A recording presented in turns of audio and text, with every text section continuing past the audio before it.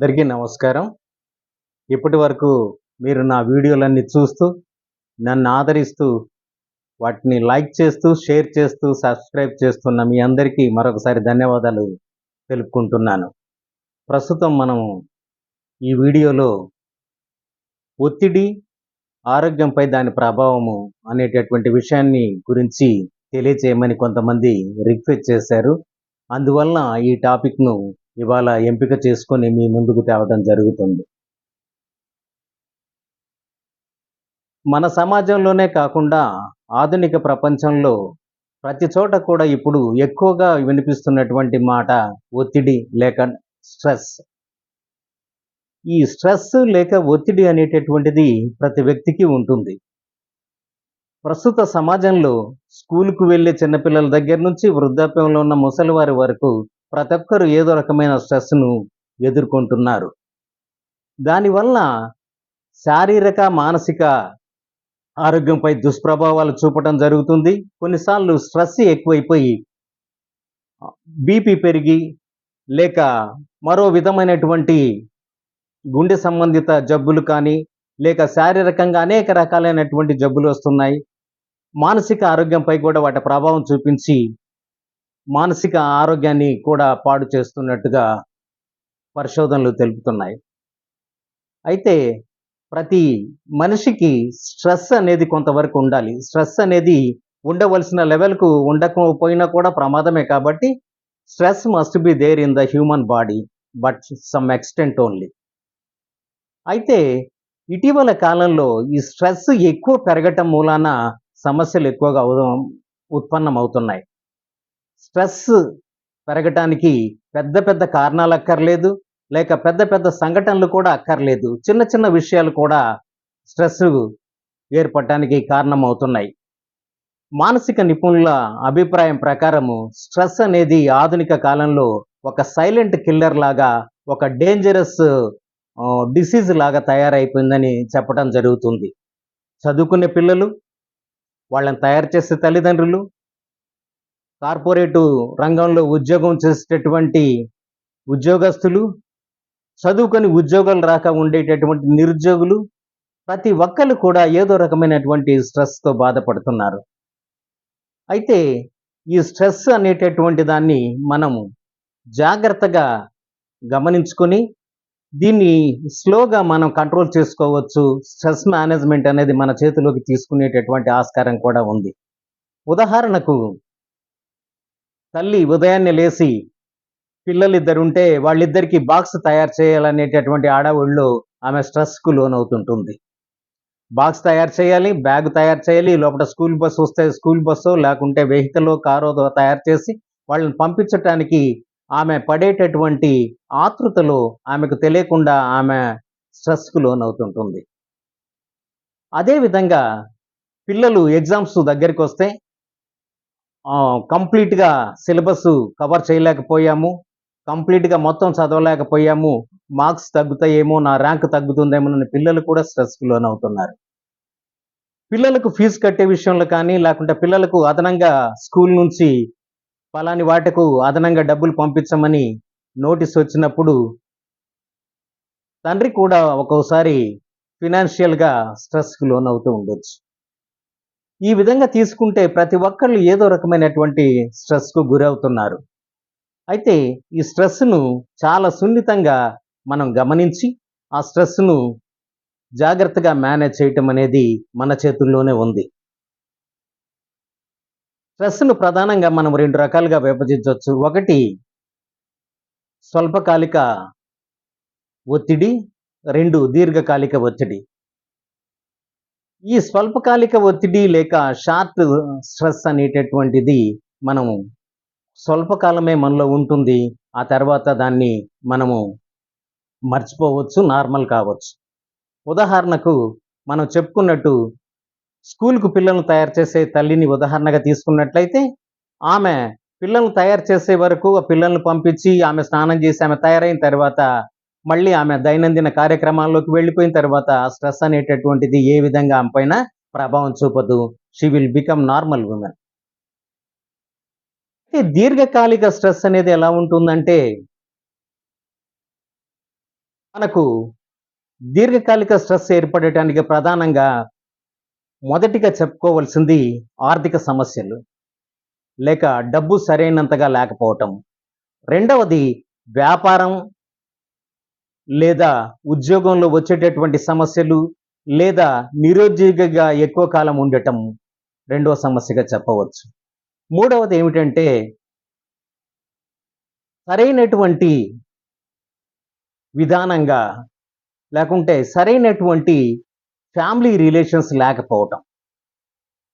కుటుంబంలో ఏదో విధమైనటువంటి చికాకు, లేకుంటే భార్యాభర్తల మధ్య సరైనటువంటి రిలేషన్స్ లేకపోవటము, వీటి వలన కూడా లాంగ్ రన్ స్ట్రెస్ ఏర్పడుతుంది.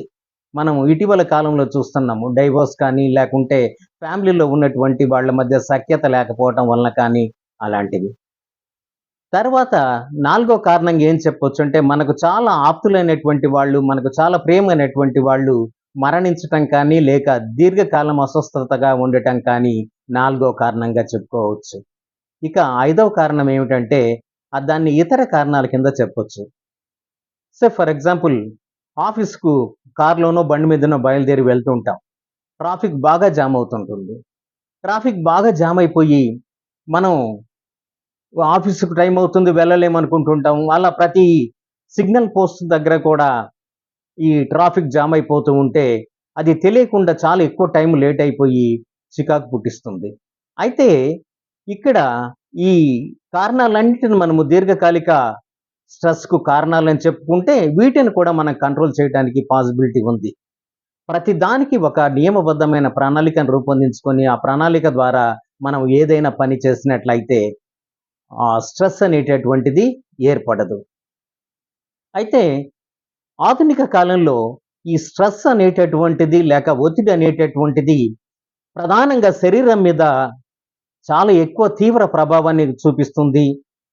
మానసికంగా కూడా అత్యంత ఎక్కువగా ప్రభావం చూపించి మానసిక అనారోగ్యానికి కూడా కారణమవుతుంది. ఎప్పుడైతే మనిషిలో స్ట్రెస్ ఏర్పడుతుందో, అతనికి తెలియకుండానే మెదడులో ఉన్నటువంటి అడ్రినాలిన్ అనేటటువంటి నాడీ వ్యవస్థలో అడ్రినాలిన్, కార్టిసోల్ అనేటటువంటి హార్మోన్లు విడుదలై మనిషిలో ఒక భయాందోళనకు గురిచేస్తుంది. మనిషిలో అశాంతిని రేపుతుంది. దీనివలన అతని మానసిక ఒత్తిడికి కారణమవుతున్నాడు. ఎప్పుడైతే ఇతని మానసిక ఒత్తిడికి కారణమవుతాడో, అతడు ఏది చేసినా కూడా తప్పు చేయటము, లేకుంటే ఏది ఆలోచించినా కూడా ఆతృతగా ఆలోచించటము, లేకుంటే ఏ పని చేసినా కూడా ఆ పనిలో ఏదో ఒక ఇబ్బంది కలగటం జరుగుతూ ఉంటుంది. కాబట్టి ముందు మనసును ప్రశాంతంగా ఉంచుకునే విధంగా ప్రతి వ్యక్తి కూడా ప్రయత్నం చేయాలి. అయితే ఈ మానసిక సమస్యల వలన మనకు ప్రధానంగా ఏం జరుగుతుందంటే, న్యూరలాజికల్ ప్రాబ్లమ్స్ స్టార్ట్ అవ్వచ్చు. రెండవది జ్ఞాపక శక్తి మీద ప్రభావం చూపవచ్చు. తర్వాత మానసిక ఒత్తిడితో కొన్నిసార్లు హై టెంపరేచర్ లేకుంటే హై బ్లడ్ ప్రెషర్ వచ్చేసి బ్రెయిన్ హ్యామరేజీకి గురయ్యే వాళ్ళు కూడా ఉన్నారు. ఒక్కొక్కసారి పక్షవాతము లేదా హార్ట్ అటాక్ కూడా కారణాలవుతున్నాయి. అయితే శారీరకంగా ఉండేటటువంటి ప్రధానమైనటువంటి అంశాలను మనం చూసినట్లయితే, చర్మ వ్యాధులు రావటానికి కారణం ఉంది. లివర్ దెబ్బతింటానికి కారణం ఉంది. కీళ్ళ నొప్పులు, జాయింట్ నొప్పులు, శరీరంలో ఉన్నటువంటి అవయవాలలో నొప్పులు రావటము కూడా చాలా కారణాలుగా చెప్పుకోవచ్చు. తర్వాత డైజెస్టివ్ సిస్టమ్ దెబ్బతింటుంది. ఆహ్, తర్వాత జీర్ణ వ్యవస్థలో ప్రధానమైనటువంటి లోపాల కారణాలతో పాటుగా ముఖ్యంగా ఇమ్యూనిటీ శక్తి కూడా బాగా దెబ్బతినేటటువంటి ఆస్కారం శారీరక అనారోగ్యాలుగా మనం చెప్పుకోవచ్చు. ఈ విధంగా శారీరకంగా, మానసికంగా మనిషి ఇబ్బంది పడటానికి కారణం ఏమిటంటే, ఒత్తిడి అనేటటువంటిది కంట్రోల్‌లో లేకపోవటము, లేక ఒత్తిడిని తగ్గించుకోలేకపోవటమే ప్రధాన కారణంగా చెప్పుకోవచ్చు. ఇక ఈ ఒత్తిడిని మనం కంట్రోల్ చేయాలా అని ఆలోచించేటప్పుడు ప్రధానంగా ముందు ప్రశాంతంగా ఉండటానికి నేర్చుకోవాలి.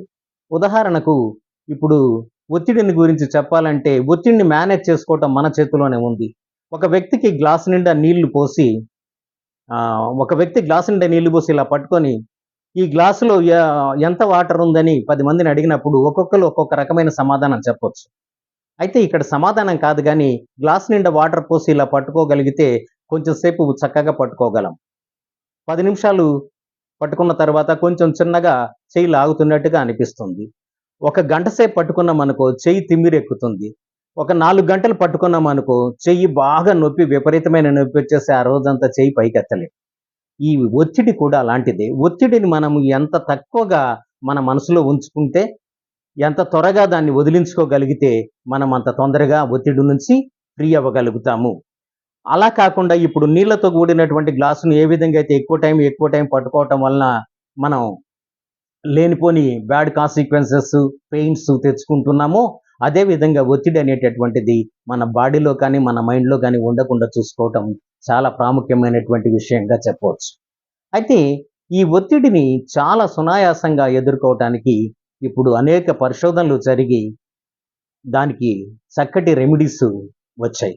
అయితే దీనికి సొల్యూషన్ ఎవరు అంటే, ముందు ఒత్తిడి ప్రారంభమైంది. ఈ ఒత్తిడి నా నా వల్ల కంట్రోల్ అవ్వటం లేదన్నప్పుడు, ఎలాగైతే ఒక డిసీజ్ వచ్చినప్పుడు మనం డాక్టర్‌ని సంప్రదిస్తామో, అదే విధంగా ఒత్తిడి కాస్త ఎక్కువ పెరుగుతుందన్నప్పుడు సైకియాట్రిస్ట్‌ను కన్సల్ట్ చేసి, ఆయన అడ్వైస్ ప్రకారం కావాల్సినటువంటి సూచనలు, సలహాలు అవసరమైతే కొన్ని కొన్ని మెడిసిన్స్ కూడా వాడొచ్చు. ఆ తర్వాత దీర్ఘకాలికంగా ఒత్తిడి నుంచి రిలీవ్ అవ్వాలనుకుంటే ప్రధానంగా చేయవలసిందేమిటంటే ప్రశాంతంగా మనసును పెట్టుకోవటము. దానికి మనం మొట్టమొదట చేయాల్సినటువంటిదేమిటంటే యోగా, ధ్యానము, ప్రాణాయామము, శ్వాస మీద ధ్యాస ఉంచి ప్రతిరోజు ఉదయాన్నే కొంతసేపు ధ్యానం చేసుకుంటూ ప్రశాంతంగా మనసును ఉంచుకోవటం. అలా ఎప్పుడైతే ఉదయము, సాయంత్రం శ్వాస మీద ధ్యాస ఉంచగలుగుతారో, మానసికంగా కొన్ని రోజులకు అతను చాలా ఫ్రీ అవుతాడు. దేన్ని కూడా అంత సీరియస్‌గా తీసుకోడు. స్ట్రెస్ అతని కంట్రోల్‌లో ఉంటుంది. రెండవదిగా మన జీవన శైలిని చక్కగా ఉంచుకోవటం. సరైనటువంటి నియమబద్ధమైనటువంటి జీవన శైలి ఉన్నప్పుడు, వాళ్ళు చక్కగా ఒత్తిడిని మేనేజ్ చేసుకోగలుగుతారు. లేకుంటే ఒత్తిడి వారి అదుపులో ఉంటుంది. టయానికి తినటం, మితంగా తినటం, దానికి తగిన విధంగా ఉండే పరిస్థితులను వాళ్ళు ఏర్పాటు చేసుకొని, టైమ్ టు టైమ్ వాళ్ళ జీవన శైలిని వాళ్ళు పరీక్షించుకొని చూసుకుంటున్నట్లయితే ఒత్తిడి నియంత్రణలో ఉంటుంది. ఆ తర్వాత మూడవ విషయం ఏమిటంటే నిద్ర చక్కగా పోవటం. ఒకే టైంలో పడుకోవటం, ఒకే టైంలో నిద్ర లేయటం. మనకు ఖచ్చితంగా నిద్ర 7-8 అవర్స్ ఉండేటట్టుగా చూసుకోవాలి. అలా క్రమం తప్పకుండా ఒకే టైంలో నిద్రపోతూ, ఒకే టైంలో నిద్ర లేస్తూ 7 గంటలకు తక్కువ కాకుండా గాఢ నిద్ర పోయినట్లయితే, ఎప్పటికప్పుడు మెదడులో ఉన్నటువంటి మృత కణాలు అయి తిరిగి పక్కకు వెళ్ళిపోయి కొత్త కణాలు ఉద్భవించి మనసు ప్రశాంతంగా తయారవుతుంది. ఆ తర్వాత నాలుగో విషయం ఏమిటంటే, ప్రతి వ్యక్తి కూడా ప్రతిరోజు తప్పక వ్యాయామం చేయాలి. ఇక్కడ చిన్న పిల్లల దగ్గర నుంచి వృద్ధుల వరకు వాళ్ళ శరీరం సహకరించిన స్థాయిలో వాళ్ళు తప్పకుండా వ్యాయామం చేస్తూ ఉండాలి. వ్యాయామం చేయటం వలన శరీరము, మనసు, ఆరోగ్యంలో ఏ విధమైనటువంటి సమస్యలు రాకుండా మానసిక ఆరోగ్యానికి, శారీరక ఆరోగ్యానికి బ్యాలెన్స్ ఉంటుంది. దానివలన మనిషి చక్కగా స్ట్రెస్‌ని కంట్రోల్‌లో పెట్టుకొని జీవించగలుగుతాడు. ఇక తర్వాత ఫిఫ్త్ పాయింట్ ఏమిటంటే, మనకు ఉన్నటువంటి హాబీలను మనము తరచుగా అలవాటు చేస్తూ ఉండాలి. ఉదాహరణకు గార్డెనింగ్ ఇష్టము, లేకుంటే పెట్స్‌తో గడపటం ఇష్టము, లేదు బుక్కులు చదవటం ఇష్టము, లేకుంటే రాయటం ఇష్టము, లేదంటే సంగీతం వినటం ఇష్టము. ఇటువంటి ఏ కార్యక్రమంలోనైనా పాల్గొని మానసికంగా ఉల్లాసాన్ని పొందుతూ స్ట్రెస్‌ను దగ్గరికి రానీయకుండా చేసుకోవచ్చు. ఆ తర్వాతదేమిటంటే, ఆరో పాయింట్‌గా పీర్ గ్రూప్‌తో కలిసి ఉండటం. మన వయసు వాళ్ళతో కలిసి ఉండటము. ఇంకా చెప్పాలంటే మన హిందూ మైథాలజీలో సత్ సాంగత్యం అంటారు. మంచి వాళ్ళతో స్నేహం చేయటం. ఎప్పుడైతే మంచి వాళ్ళతో స్నేహం చేయటము, సేవా కార్యక్రమాల్లో పాల్గొనటము, ఇటువంటి కార్యక్రమాలు చేస్తుంటారో ప్రశాంతంగా, ఉల్లాసంగా ఉండగలుగుతుంది మనస్సు. ఏడవదేమిటంటే, మంచి మనుషులు నీకు స్నేహం చేయటానికి దొరకనప్పుడు, లేకుంటే నీకు లైక్ మైండెడ్ పీపుల్ దొరకనప్పుడు, నువ్వు ఏం లేదు, చక్కటి పచ్చటి చెట్ల మధ్య ఒక 20 నిమిషాలు ఆ చెట్ల గాలికి ఆకులు ఏ విధమైన సౌండ్ చేస్తున్నాయి, వాటి ఆ వాసన చూస్తూ, వాటి శబ్దాలు వింటూ నువ్వు చెట్ల మధ్యన గడిపినట్లయితే ఒక 20 నిమిషాలు రోజుకు గడపగలిగినా కూడా అది ఎంతో ఆరోగ్యాన్ని, మానసిక ప్రశాంతతను కలుగజేస్తుంది. ఇది జపాన్‌లో ప్రాక్టికల్‌గా ఇప్పటికి కూడా అనేక మంది చేస్తున్నటువంటి ఒక దినచర్యగా ఉంటుంది. ఆ తర్వాత ప్రధానమైనటువంటి పాయింట్ ఏమిటంటే, ఏదైనా ఒక అనుకోని సంఘటన జరిగినప్పుడు ఎంటనే రియాక్ట్ అవ్వటం, రిఫ్లెక్ట్ అవ్వటము, లేకుంటే దాన్ని ఫాస్ట్‌గా థింక్ చేయకుండా స్లోగా, నిదానంగా మనకు మన మనసుకు దగ్గరగా ఉన్న వాళ్ళతో దాన్ని షేర్ చేసుకోవటం చాలా ముఖ్యం. ఎప్పుడైతే మనం లైక్ మైండెడ్ వాళ్ళతో లేకుంటే మన కుటుంబ సభ్యులతో మనం ఒక విషయాన్ని గురించి షేర్ చేసుకుంటామో, దానికి సొల్యూషన్ అనేది దొరుకుతుంది. దానికి సొల్యూషన్ దొరికినప్పుడు, లేకుంటే వాళ్ళందరి సలహాలు తీసుకొని దానికి ఒక కంక్లూజన్ డ్రా చేసి దాని ప్రకారంగా మనం దానికి పరిష్కారం కనుగొన్నప్పుడు ఒత్తిడి అనేటటువంటిది ఉండదన్నమాట. ఇక చివరిగా ఏమిటంటే, ఒత్తిడి అనేటటువంటిది ఎప్పుడు సంభవిస్తుందో మనకు ప్రాక్టికల్‌గా తెలుస్తుంది. ఎలాగంటే కొన్ని కొన్ని సంఘటనలు మనం గతంలో జరిగినటువంటి వాటిని మనం గుర్తు తెచ్చుకున్నట్లయితే, లేకుంటే మన ఆలోచన ధోరణిని హాస్తిగా ఎక్కువగా మార్చినట్లయితే, దాని వలన కూడా ఒత్తిడి పెరుగుతుంది కాబట్టి, ఆలోచనలను కూడా కంట్రోల్‌లో ఉంచుకొని, మరి సరైనటువంటి విధంగా ఆలోచన విధానాన్ని మనం మార్చుకున్నట్లయితే, మనకు ఖచ్చితంగా ఒత్తిడి అనేటటువంటిది కంట్రోల్‌లో ఉంటుంది. ఆలోచనను మార్చుకోవటం అంటే ఏమిటంటే, మనం దేని మీదకైతే మనకి ఇంట్రెస్ట్ ఉన్నటువంటి రంగం ఉంటుందో, దాని మీదకి మన మైండ్‌ను డైవర్ట్ చేసేసి, ఈ ఆలోచనను చిన్నగా పక్కకు నెట్టివేసినట్లయితే, ఒత్తిడి అనేటటువంటిది తగ్గుతుంది. కాబట్టి, ఈ చర్యలన్నిటిను మనము జాగ్రత్తగా ఫాలో అవ్వగలిగినట్లయితే, ఒత్తిడి అనేటటువంటిది ఒక సమస్య కాదు. అలా చేయలేని పక్షంలో ఒత్తిడి అనేటటువంటిది ప్రధానమైన సమస్యగా మారి, ఆరోగ్యంపై దుష్ప్రభావాలను చూపుతుంది. ఐక్యరాజ్య సమితి వాళ్ళు ఇచ్చినటువంటి ఆరోగ్యానికి నిర్వచనం ఏమిటంటే, ఒక వ్యక్తి శారీరకంగా ఆరోగ్యంగా ఉండాలి, మానసికంగా ఆరోగ్యంగా ఉండాలి, సామాజికంగా ఆరోగ్యంగా ఉండాలి. అలా 3 రంగాల్లో ఆరోగ్యంగా ఉన్నప్పుడే అతని సంపూర్ణమైనటువంటి ఆరోగ్యంతో ఉన్న వ్యక్తిగా ప్రపంచ ఆరోగ్య సంస్థ నిర్వచించడం జరిగింది.